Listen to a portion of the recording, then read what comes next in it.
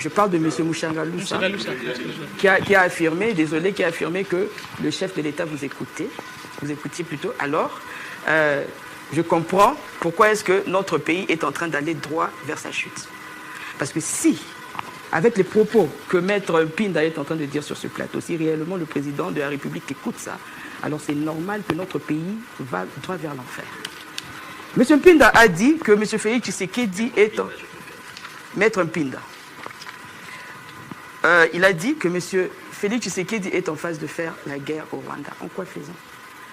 Parce que, s'il vous plaît, je suis sur mon temps d'antenne, s'il vous plaît, laissez-moi vous rencontrer.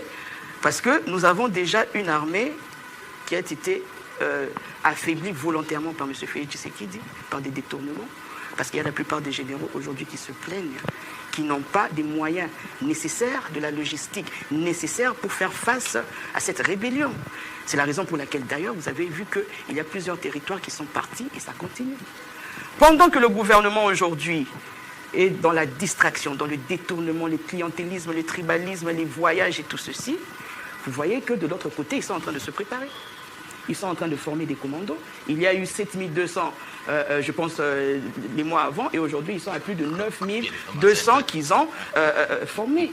Et aujourd'hui, nous, disons-nous la vérité, parce que ce sont des vidéos que nous voyons et qui sont publiées au vu au su de tout le monde, que notre armée aujourd'hui ne fera pas face à l'armée du M23. Qu'on se le dise la vérité. Parce qu'ici, ils sont dans la distraction. Pour eux, ils se disent que tant que Kinshasa n'est pas touché, au fait, pendant qu'ils sont sur leur tapis rouge, pendant qu'ils savent encore prendre leur vol pour aller pleurnicher ailleurs, au fait, pour eux, tout va bien. Voilà la raison pour laquelle je dis qu'eux, ils vivent dans leur monde. Ils ne sont pas dans la même réalité que nous. Et sachez, Maître Mpinda, que l'inconstance est le deuxième nom de M. Félix Tshisekedi. Il a toujours été inconstant. Pendant la campagne, il avait dit qu'il allait placer un QG à Goma pour pouvoir contrer cette affaire de l'insécurité à l'Est. Ayant pris le pouvoir, il dit non, il ne peut plus y aller parce que ce n'est pas à lui de faire le job.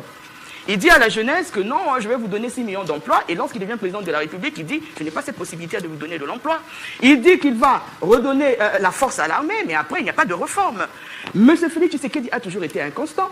Il y a peu, il a dit que c'est lui qui organiserait les dialogues. Parce que pour lui, dans son orgueil, il y a des têtes qu'il veut voir, il y a d'autres têtes qu'il ne veut pas voir, alors qu'il ne sait pas que lorsque l'on veut mettre tout le monde sous un arbre à palabre, excusez-moi, on appelle le diable, on appelle Lucifer, on appelle Satan, on appelle tout ce monde-là, parce que nous avons besoin de la paix.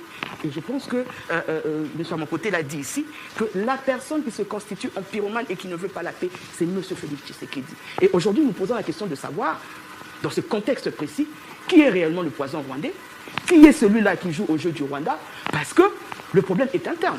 M. Mouchanga savait de le dire ici, que Kabila n'est pas rwandais, Nanga n'est pas rwandais, Bissimo n'est pas rwandais, ils sont tous des Congolais. Mais qu'est-ce qui empêche à M. Félix Tshisekedi de ne pas réunir toutes ces personnes? Puisque l'armée a été affaiblie volontairement par lui, il nous faudrait du temps qu'il y ait cette diplomatie qui sera cette fois-ci agissante pour que l'on puisse mettre notre force ensemble, parce que si Nanga est de notre côté, vous allez voir que c'est de notre côté, et nous allons voir comment nous pouvons gagner du temps pour que nous puissions cette fois-ci réorganiser notre armée, réorganiser notre secteur de sécurité, réorganiser l'administration, parce qu'il n'y a pas que le Rwanda, il n'y a pas que l'Ouganda, il y a le Brazzaville, il y a la Centrafrique, il y a 9 pays limitrophes qui ont tous les yeux rivés sur la République démocratique du Congo. Et lorsque notre administration est ouverte, est une administration passoire comme maintenant, M. Félix Tshisekedi, il a beau avoir cet orgueil, mais avant 2028, je ne pense même pas qu'il sera encore au pouvoir parce que ces personnes-là arriveront à Kinshasa.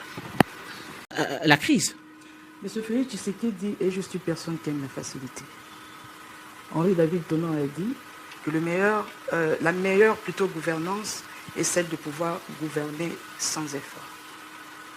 Et je pense que M. Félix Tshisekedi aujourd'hui, je ne sais pas si je peux dire, bon, je ne veux pas aller avec des mots forts, mais tout ce que je pourrais dire, c'est que lorsqu'on veut devenir président de la République, ça voudra dire qu'on a déjà réfléchi en amont, et il a fait 37 ans de lutte, comme eux l'ont toujours dit à l'UDPS, ça voudra dire qu'il a vu la problématique, il a vu tout ce qui se passe en République démocratique du Congo, que ce soit par rapport à la sécurité, que ce soit par rapport au social et à la manière de vivre de la population. Et lorsqu'on candidate pour devenir président de la République, c'est pour apporter une solution aux problèmes de la population que vous voulez représenter. Et le fait pour M. Félix Tshisekedi d'aller dire ce qu'il était, enfin de toute façon, lui lorsqu'il va à l'extérieur du pays, il ne fait que raconter des choses qui doivent jeter de l'opprobre dans le pays. Et tout ce que nous pourrons dire, c'est que le fait de pouvoir le faire, au fait, il a juste remis sa queue entre ses pattes. C'est un aveu d'échec, c'est un aveu d'irresponsabilité.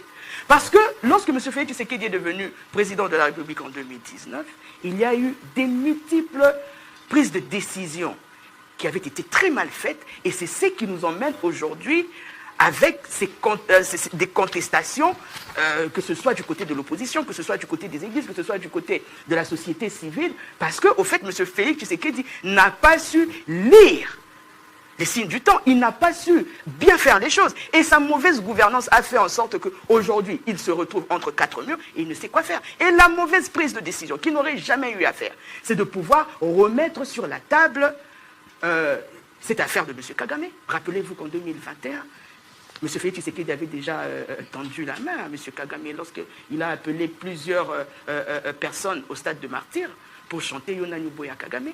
Et après, ils ont donné nos minéraux à Kagame, soi-disant que Kagame avait un carnet d'adresses. Et qu'est-ce qui a fait que ce lien, que cet accord puisse se casser? Ils ne nous ont jamais dit.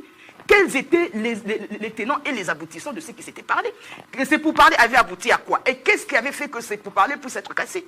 C'est ça. Aujourd'hui, M. Félix Tshisekedi, il n'a pas su faire en sorte que notre armée puisse être une armée dissuasive, parce que c'est ce que nous avions dit par rapport à notre projet de la refondation. Nous avions dit qu'il aurait fait en sorte que nous ayons une armée qui fasse en sorte que nous puissions préserver la sécurité et l'intégrité nationale territoriale de notre pays.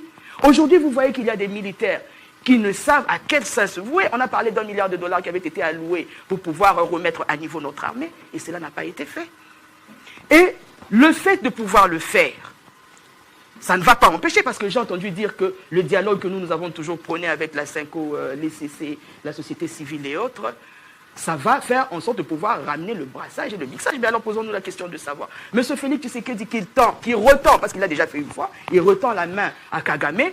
Est-ce qu'il pense que Kagame va retirer les troupes qui, du reste, il n'a jamais accepté qu'il y a ces troupes à l'est de la République démocratique du Congo? Il a toujours dit que le problème entre Congolais, donc c'était un problème interne entre Congolais, que le Rwanda n'était ni de près ni de loin mené à cette affaire. Et aujourd'hui, M. Félix Tshisekedi qui va encore vers le Rwanda, alors qu'il avait dit qu'entre lui et le Rwanda, leur rencontre sera au paradis. Il avait dit qu'à partir de Goma, il va lancer une bombe et qu'il va exterminer les Rwandais de l'autre côté. Mais qu'est-ce qui a fait en sorte que M. Félix Tshisekedi puisse changer? Il a changé parce qu'il reconnaît par sa propre conscience qu'il est incapable de pouvoir apporter la sécurité. Et la seule solution que nous avions donnée par rapport à ça, c'était un dialogue inclusif entre les acteurs politiques, comme vient de le dire mon co-débatteur, qu'il faudrait que chaque acteur politique puisse se mettre sous un arbre à palabres. Il n'est pas question du poste, mais il est question ici de parler, de réfléchir et de voir ensemble, que ce soit avec l'opposition armée, que ce soit avec l'opposition non armée, que ce soit avec la société civile et les églises, voir par quelles mesures nous devons réfléchir pour retrouver la paix en République démocratique du Congo. Et ce qui tue M. Félix Tshisekedi, c'est son orgueil. Et à cause de cet orgueil, il risquera de mettre le feu, comme il s'est déjà constitué en pyromane depuis le début avec cette affaire de M23 qu'il avait fait venir pendant 14 mois au pays. Et dans tout ça, depuis le début, il ne fait que prendre des mauvaises décisions. Et nous appelons M. Félix Tshisekedi à l'ordre pour qu'il puisse mettre son orgueil de côté et se dire que ce pays a besoin de la paix.